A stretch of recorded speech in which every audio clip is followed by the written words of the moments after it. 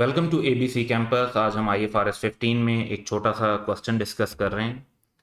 तो क्वेश्चन ये है कि Pico limited sells 10 washing machine for ₹20,000 each to a retailer company, जिसको हम आरसी कह लेते हैं। PL also provide the following free of cost. तो एक तो वो वॉशिंग मशीन दे रहे हैं।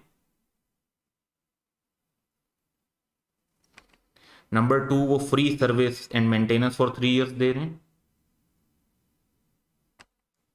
नंबर 3 पर वो 10 kg of washing powder every month देंगे फॉर नेक्स्ट 18 मंथ्स।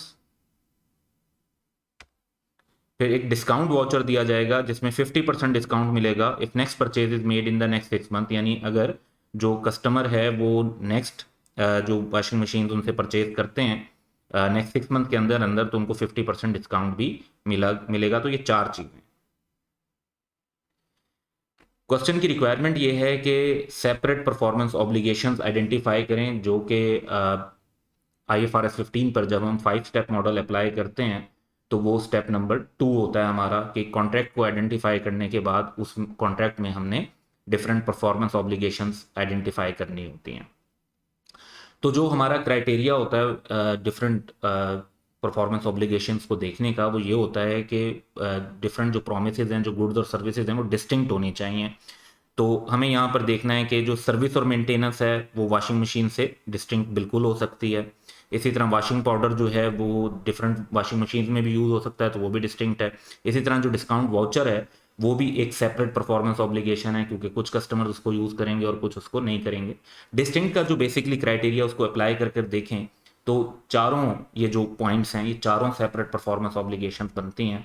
तो हम अपने आंसर में इसको रिफ्लेक्ट करते हैं।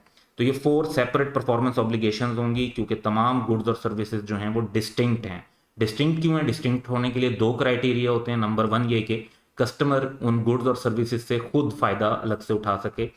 तो बिल्कुल ये पॉसिबल है, जैसे सर्विस और मेंटेनेंस है, वॉशिंग पाउडर कस्टमर अपनी मर्जी से यूज़ कर सकता है, डिस्काउंट वाउचर को यूटिलाइज करना चाहे ना करना चाहे वो कर सकते हैं। और दूसरी बात यह है कि जो पीएल यानी सेलर का जो प्रॉमिस है टू ट्रांसफर द गुड और सर्विस, वो सेपरेटली आइडेंटिफाइबल है अदर प्रोमिस से। यानी हम कहते हैं कि वॉशिंग मशीन फ्री सर्विस और मेंटेनेंस के बगैर भी तो दी जा सकती हैं, वॉशिंग पाउडर उसके अलग भी तो यूज़ हो सकता है, डिस्काउंट वाउचर कोई यूज़ करेगा कोई नहीं करेगा, यानी वॉशिंग मशीन डिस्काउंट वाउचर के बगैर भी हो सकते हैं, उसके साथ भी हो सकते हैं।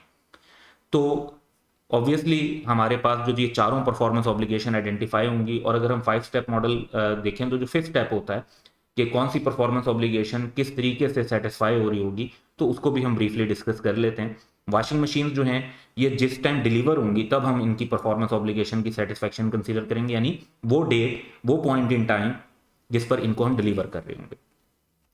सर्विस और मेंटेनेंस जो है वो क्योंकि टाइम पीरियड बेस्ड है, तो जैसे जैसे टाइम गुजरेगा, आप जितना टाइम गुजर चुका होगा उतना उनसे रिलेटेड हम रेवेन्यू रिकग्नाइज करते जाएंगे, तो ये ओवर टाइम होगा।